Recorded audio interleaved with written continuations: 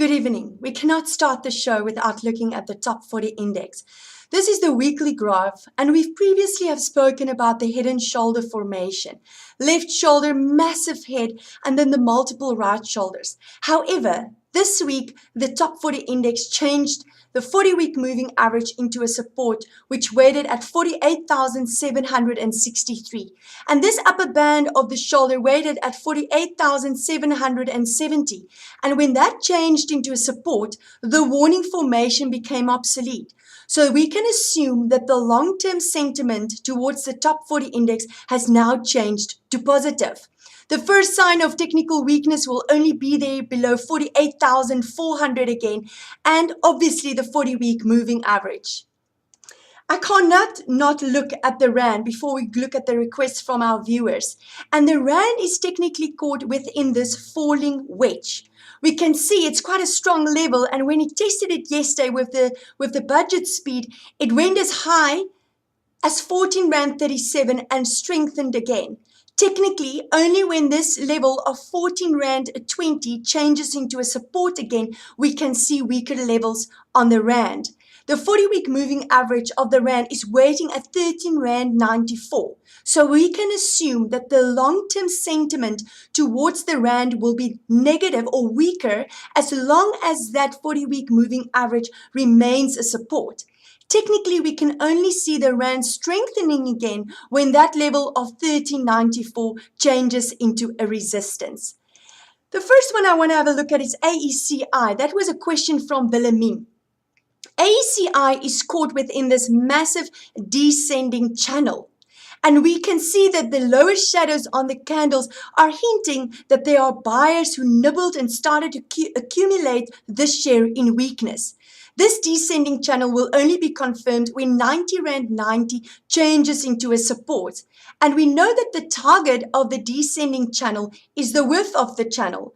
And then when we project that upwards, this means that this share can go to 112 Rand 52 when this formation plays out. However, technically below 85 Rand 88, we can assume that the share might try to test the lower band of the descending channel again.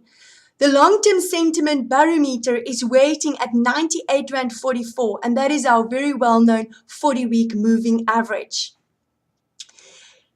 Gail wanted us to look at Vodacom, and that was also a question from Wilhelmine as well. And Vodacom has now changed this lower band of the consolidation band into a resistance, and that is seen as negative.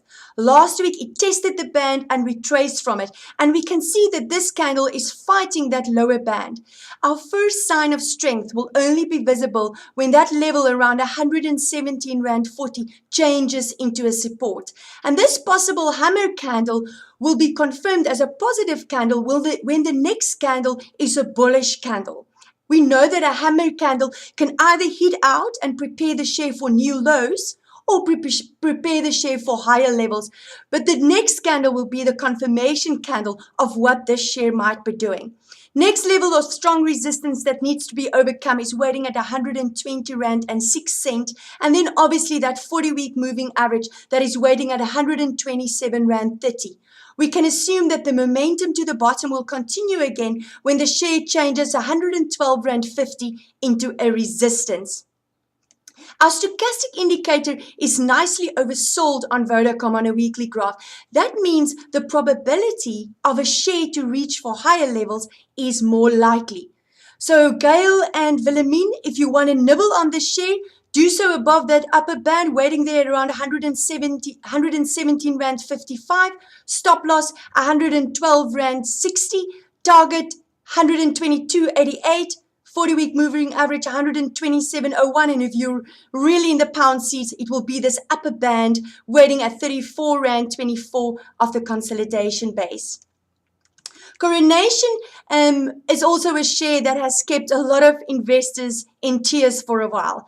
I mean, this share plummeted since March 2018 to lower levels, and although it might have swallowed some investors in here where with that strong bullish engulfing candle, it has been consolidating in a band for a while. And again, a possible morning star formation is visible here. For new viewers, what is a morning star formation? It's a negative bearish engulfing candle with a doji candle, and this is a gravestone doji candle, followed by a strong bullish candle. And that morning star formation will only be confirmed when the share closes on Friday above 41 Rand 50. And this might be the first hint that this share turns around. However, for myself, I would like the share to change this upper band of the consolidation base, waiting at 42 Rand 78 into a support. We can assume that the momentum to the bottom will continue again when the share changes 39 Rand 14 into a resistance. Obviously, the share is heavily oversold because of the lower levels, and that indicator tells us, the stochastic, that in oversold levels, the probability of a bounce to higher levels is more likely. Some investors have said that they are going to wait for higher lows on the graph before they nibble on it, because the share has previously swallowed them in just to spit them out, swallowed them in just to spit them out. Kevin wanted us to look at Kuro. And Kuro looks like a naughty teenager, to be honest. Every time it touches this upper band of the descending channel, it finds resistance. Tested the upper band of the descending channel, found resistance. Again, interesting enough, that red line represents the 40-week moving average, and that is very closely waiting at the upper band of the descending channel, and that highlights the importance of that level. Technically, this descending channel will only be confirmed when the share changes 28 Rand 5, this upper level, into a support, and keep it one. My first sign of strength will be when this 40-week moving average waiting at 27 Rand 84 changes into a support. My candles are quite positive, and I can see that this dragonfly candle highlights that there were investors who nibbled in weakness. Despite all the negative news, these investors started to nibble on the share. However, this share has swallowed also a lot of investors in and retraced, swallowed them in, and the share retraced. So this descending channel, if it really holds this upper band, can take the share, and I take the width of the channel and I project it upwards from the confirmation of the break, and this share can go to around 38 Rand 50 when this formation plays out. My stochastic is not in ideal territory and it's pointing downwards, which makes me a little bit hesitant, but my candles weigh the heaviest, and therefore if you want to nibble on this share, Wilhelmine, buy above 27.84, use a stop loss of 25.25 and the target as explained. Fire wanted us to look at Montauk. Now, Montauk has had a very volatile week in the week of the 11th of February. And we can see that the share is losing momentum. And the first sign, or the first warning sign, was when that 40-week moving average was tested there in the week of the 7th of January and retraced from it. That 40-week moving average weighted at 88 Rand 45. But this week's candle, this week of the 11th of February, this candle highlights, with this long lower shadow, highlights that there were investors that started to nibble on the share despite all the weakness. However, the optimism of that candle will only be confirmed when the share starts to trade above 69 Rand 96 again on a weekly close. And below these levels of 62.31, which is quite a strong support level, we can assume that the momentum to the top will continue. If you want to nibble on the share, do so above that 69 Rand 96 level. Stop loss 62.17. If you really want a bigger stop loss, you can use 45 Rand. And then target towards the top would be the 40-week moving average waiting there at 87 Rand and 4 cent. Peter wanted us to look at Klerk.